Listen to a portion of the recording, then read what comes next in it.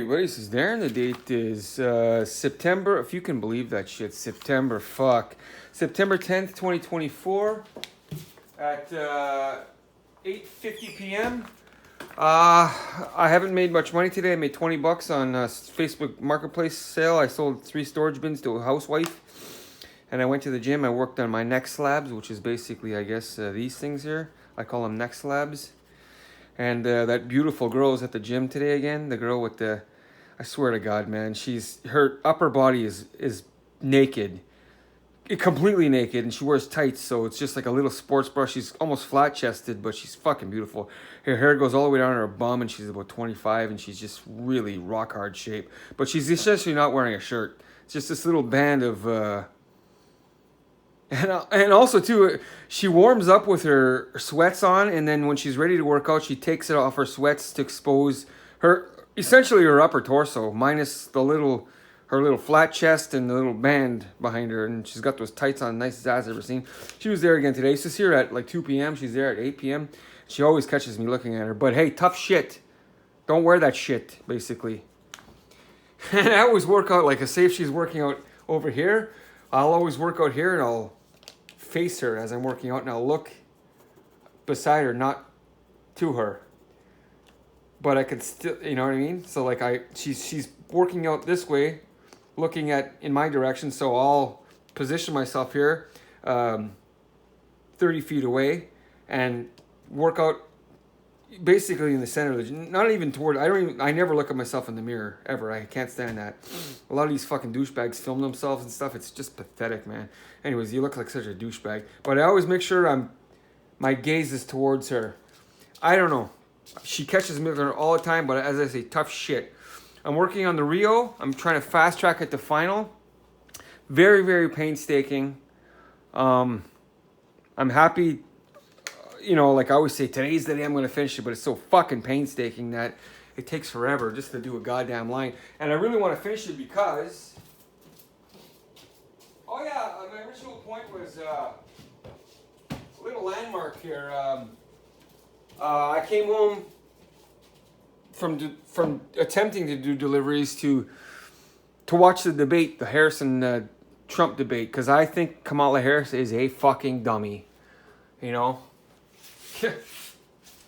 Oh yeah, so I'm really excited to finish the Rio one so I can get to work on the Guns N' Roses Use Your Illusion album cover number 1, which is on a 36 by 36 frame or 34 by 34, because I want to get started on that one. And that one's going to be probably less painstaking, but probably still painstaking. So basically, we're coming down to the finals here, basically.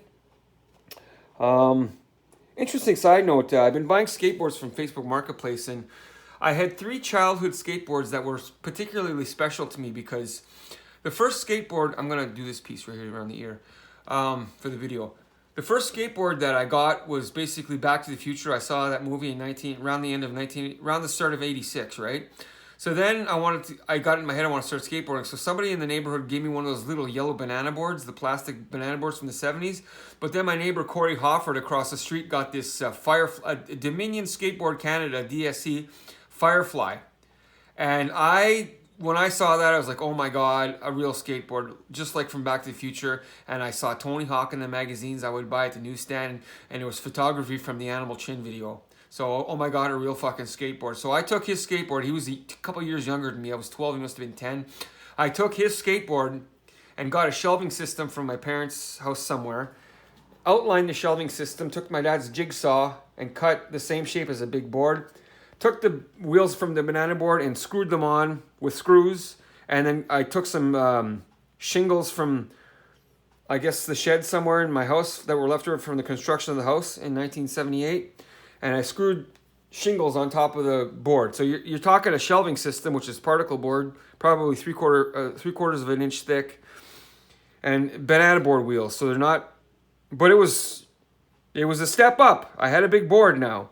And of course, what do you think happened when I set foot on that thing? It was particle board, so it snapped in half. So he had a Firefly. So then I expressed interest that I wanted a skateboard. My mother bought me this board. I don't know who the manufacturer was. I believe it was from Canada. It was called a Kamikaze. And it had a yellow sunburst scene, and Kamikaze pilots. I didn't even know what a kamikaze was back then. But that was my first skateboard. And it was a piece of shit from the department store. It was shitty wood. You got it wet and it would splinter apart and delaminate.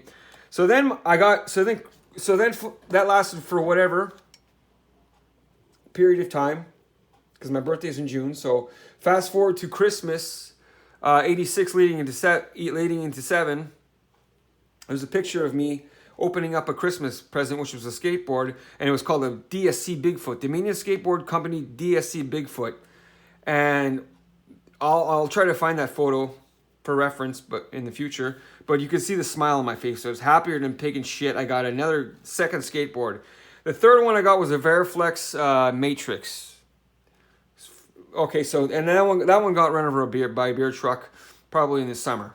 So you're talking a year later now. So June, December, and then the fourth one was the Veriflex Matrix around when the season started warming. It was brand new, got run over by a beer truck. And my mother said, "That's it, you're not skateboarding anymore." Because I was going down a hill, I lost it down the hill and went to the street and a beer truck ran over it. And then, so that was the fourth one. And the fifth and sixth, I think I bore Darren Ward's DSC. I forget what it was.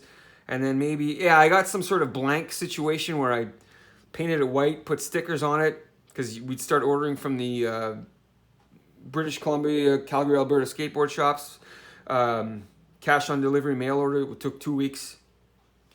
That was Amazon 40 years ago, basically, essentially. The Amazon ferry. And the prices are still comparable today, by the way. Skateboards are still the same price as back then as they are today. Not even adjusted for inflation. I guess adjusted for inflation, but it was $80 for a skateboard back then. It's $80 for a skateboard now. The deck, right? So it's still the same. I guess they're cheaper now. I guess because inflation. But anyway, so the seventh board I got was a Tony Hawk, and I got that in North Bay on a trip to Toronto. And then the eighth one I got was an 87. I remember because that was when Tiffany was on the radio with I Think We're Alone Now. And I used that Tony Hawk board for a while, maybe a whole year or whatever, or 7 months. And then in 88 I got it. That was a full-size Tony Hawk, silver base coat, and mauve with the iron cross, translucent, and then the Hawk graphic. And then the eighth board I got was a Tony Hawk. It was I think white and then pink iron crosses, and then whatever the series was that year, and then the graphic, the chicken skull. And then reversed it, I had pink grip tape, because that was hot pink grip tapes, because I was a fag back then, basically, essentially. But my point is, so now that I've been buying skateboards, I wanted to track down these, because those boards got destroyed. And I was saying to my mother today on the telephone, had I kept those Tony Hawk, had you stockpiled those Tony Hawks for me in 87, 88, they'd be worth a fortune today if they were pristine. We should have bought 12 of them. They'd be worth a fortune today, because they're a collector's item. But anyways, so I've been perusing Facebook Marketplace for old school skateboards, and I actually found the Kamikaze, but it's in Ottawa. No, it's in Ottawa, and she wants $50 for it. No, it's not in Ottawa. It's somewhere 30 kilometers away. She wants $70 for it. I drew her down to 50. I'm going to buy it for my wall. The Bigfoot, I found it's in pristine shape. So whoever bought it, they gave it to the kid. The kid used it once. They threw it in the garage. There, it sat for 40 years. My Bigfoot basically got left on the lawn somewhere, and the water got to it, and it delaminated and was ruined. So that's $15. I got to go to Ottawa to get that. And it's in pristine shape, though. And the Firefly, which I'm buying because it was Corey's and that was the first skateboard I saw, I'm going to buy that for $30. So I was pleased as punch to see that. And it's not even that much. So Kamikaze $50 for the Firefly, that's $80, $15 for the Bigfoot, that's 80, what, 70, what is that? 50, 80, 95. 95 they're in really good shape for some nice wall pieces, because I'm very, very nostalgic, people. Very, very nostalgic. So let's do a bit of painting here. I kind of went off on a tangent there. So anyways, the point of the video basically is trying to get this thing done here, and I went off on a tangent. So I work on a bit at a time. I'm really looking forward to the debates tonight. At the rehearsal studio, I'll go to downtown. It's you know, if you don't know, I've been going to the rehearsal studio downtown basically to I view it as like going to the gym, and I practice my.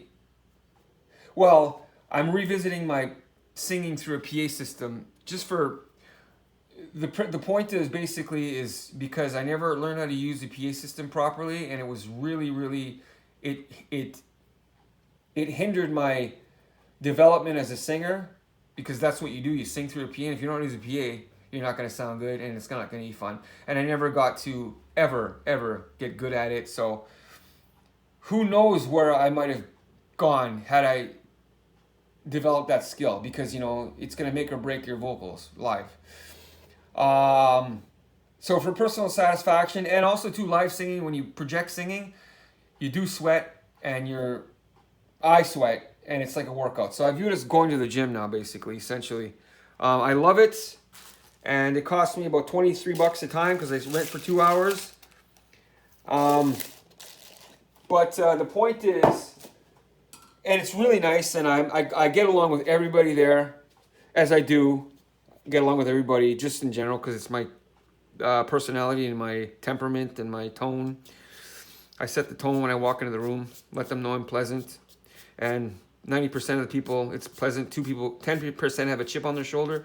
But the point is, when I go there, I'm getting to know the staff and some of the other musicians. The point is, it's in the Gay Village, but it's a really nice studio, like the Gay Village in Montreal. And so I think all the girls there, their tone is they're all lesbians, and the guys, their tone is they're all gays. Minus probably some of the heavy metal bands, but the point is, you know, I don't talk politics with anybody, but if they fucking knew that I was a Trump supporter, boy, you know what I mean, they would not like me. That's for sure. So I keep my politics to myself. But I'm looking very forward to the debate tonight.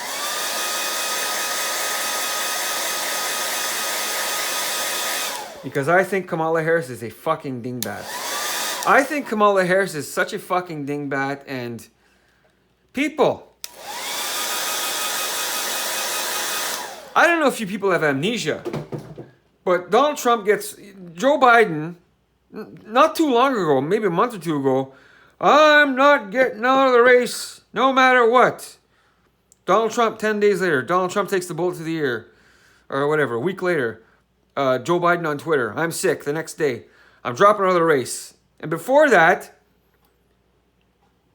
you know, he could do no wrong, and then they turned on him after the debate. The media turned on him the very next day. And then, if you remember, not too long ago, Kamala Harris was incompetent. All of a sudden, she's our Lord and fucking Savior now. Like, do you people remember that? Because I certainly do. I certainly remember that. Anyways, don't get me started, people. With the way my blood pressure is, don't get me fucking started. But I think Kamala Harris is a big fucking dingbat. And I mean, I challenge you to prove me wrong with that cackle. I mean, who cackles like that? Do you think we should ban plastic straws? I think we should. Like, who cares? Oh, and they on Twitter, somebody took a rant she made about Starbucks and lipstick a few years ago, and they put Seinfeld, the ending of Seinfeld, on there. And it's like they superimposed her as Jerry Seinfeld, and it's pretty funny. It's a pretty funny clip. Okay, people, I'm at my time limit. Sorry, I didn't get to do much artwork, but I think people prefer the story to a painstaking. Anyways, all right, you got to narrate these things, or they're boring. Take care, everybody.